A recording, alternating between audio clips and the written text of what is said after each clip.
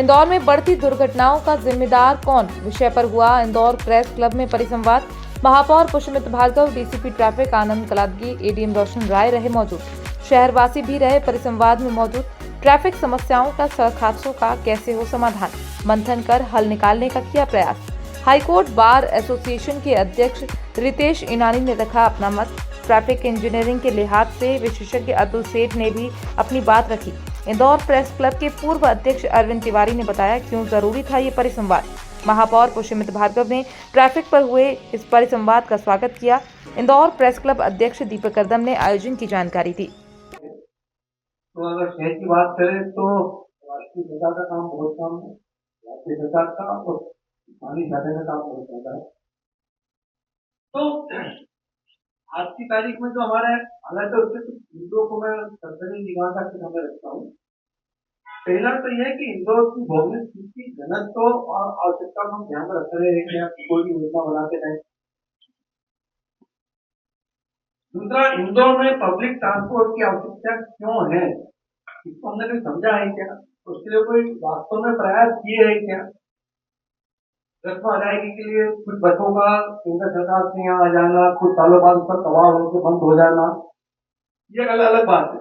मतलब public transport की आवश्यकता क्या है, इसका आकलन हमने कुछ करा है क्या, इसकी आवश्यकता में महसूस की है क्या। इसके लिए इंदौर के डीएनए को, इंदौर के जनता के डीएनए को परिवर्तित करना होगा। जो प्राइवेट वाहन का डीएनए पिछले 60 साल में हमारा डीएनए हो गया है, उसको बदल के पब्लिक ट्रांसपोर्ट पे आना पड़ेगा।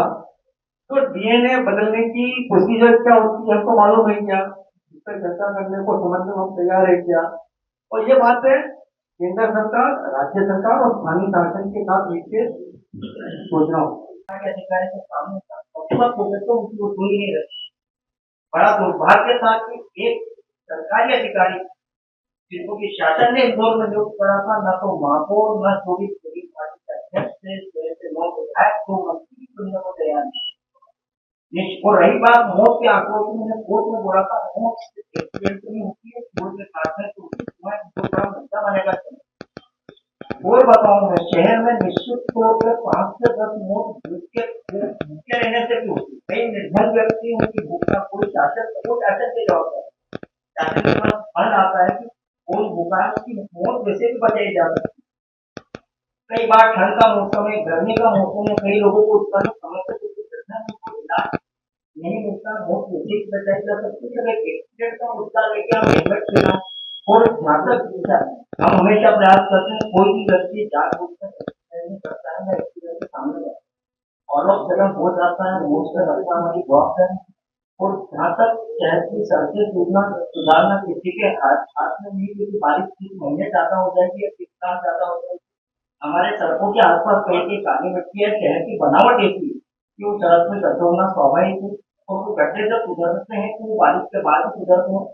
और दूसरी बात जो कि हमारे शासकीय अधिकारी को बैठे रहते हैं, आंकड़ा बता रहे हैं, आंकड़ा कोर्ट में बताना बहुत अच्छा लगता है। उनने वो 200 स्पॉट हड़ताल देखे कि एक्सीडेंट कहाँ हो रहे थे, भारी हो रहे थे। खजराना से बड़ा गणपति के बीच में हेलमेट के लिए एक्सीडेंट नहीं हुआ होगा। 27 से और 1 चौराहे आदिवासी बता रहा हूँ आपको, हेलमेट के लिए एक्सीडेंट नहीं हुआ होगा। हेलमेट सारे सुपर कॉरिडोर पे रोज रील आती है सोशल मीडिया पे, इंस्टाग्राम के वहां हुए होंगे, बाईपास पे हुए होंगे। तो शहर के जनप्रतिनिधियों के साथ साथ शहर की नब्ज पे जो हाथ रखते हैं, कोई भी योजना अगर ट्रैफिक को लेकर कोई भी बनाया जाए तो उन सबको साथ में बिठा के लगे जाए। और शायद महापौर जी को बहुत अच्छा आइडिया, चुनाव जब होता है पार्टी का, राजनीतिक पार्टी का कहीं का, तो घर घर पत्रक बना के कार्यकर्ताओं को भेजा जाता है कि आपकी एक बिल्डिंग संभालना है, मकान संभालना। उसी तर्ज पर एक शहर के लोगों का एक समूह बनाया जाए, पूरे शहर में लोग जागरूक है, ऐसा नहीं कि जागरूक नहीं, और उनको लोगों को अवेयरनेस करने की जिम्मेदारी सोची जाए, न कि सोशल मीडिया के माध्यम से कि आप आपके 20 मित्रों को या 10 घर वालों को सतर्क करें।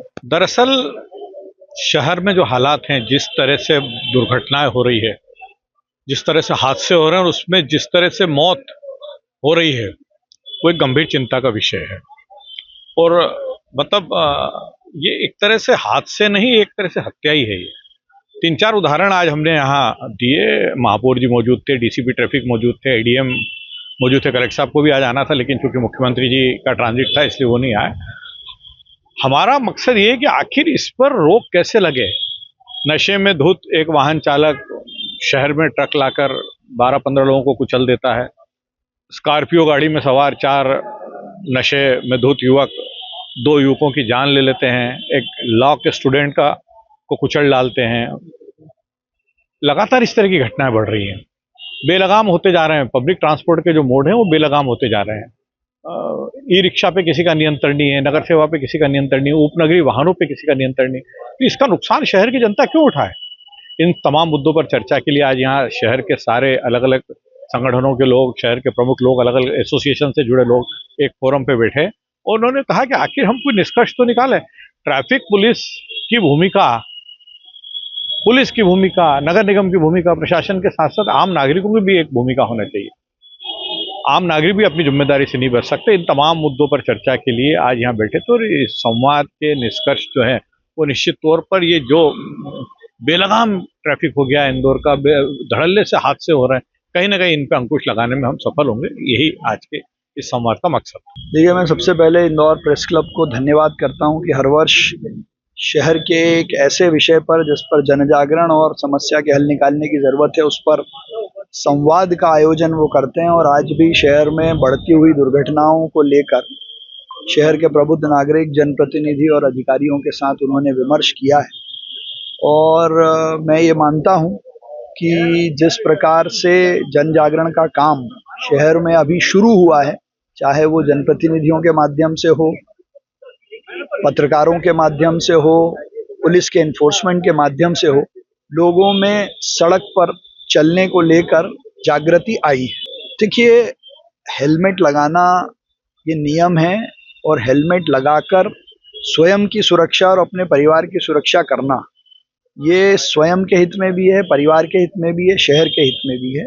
लेकिन इसको जो लागू करवाना है वो हम सब मिलकर लोगों को जागृत करके करें, चीज़ों को थोप कर ना करें। इंदौर में बढ़ती दुर्घटनाओं का जिम्मेदार कौन, इस समस्या का समाधान कैसा हो, इसको लेकर आज इंदौर प्रेस क्लब में परिसंवाद किया गया था, जिसमें इंदौर के महापौर, इंदौर के एडीएम, इंदौर के यातायात डीसीपी आनंद जी शामिल हुए थे। साथ ही इंदौर की ऐसी संस्था जो शहर हित के लिए कार्य करती है, अभ्यास मंडल, सेवा सुरभि, ट्रांसपोर्ट एसोसिएशन, बस एसोसिएशन, इस तरह का कि यही चर्चा सभी के बीच में की गई थी कि जो बढ़ती दुर्घटनाएं उनको कैसे उन पर रोकथाम लगाई जाए, जिस तरह से एक्सीडेंट हो रहे हैं उस पर किस तरह से नियंत्रण किया जा सके। इसी को लेकर आज अच्छा परिसंवाद हुआ। समाज के सभी वर्ग के लोग यहाँ शामिल हुए थे और कई से सभी के सुझाव मिले हैं और अब उसको सभी को जोड़कर हम जिला प्रशासन और संबंधित विभागों को भेजेंगे। यह एक बैठक काफी महत्वपूर्ण थी, सभी महत्वपूर्ण बिंदुओं पर चर्चा की गई और मुझे लगता है कि जिस तरह से लगातार अपराध अपना एक्सीडेंट बढ़ रहे हैं, उन्हें अपराध की श्रेणी में रखा जाए, इस पर भी विचार किया गया है कि जो हम देखते हैं जिस तरह की दुर्घटनाएं हो रही कि 4-4 लोगों को ट्रक कुचल देता, तो उन पर ऐसी चर्चा की गई कि इन पर सीधे हत्या का मामला दर्ज हो, जैसा कि जयपुर में हमें पिछले दिनों देखने को मिला था। तो मुझे लगता है कि इस तरह का परिसंवाद काफी सार्थक सिद्ध होगा।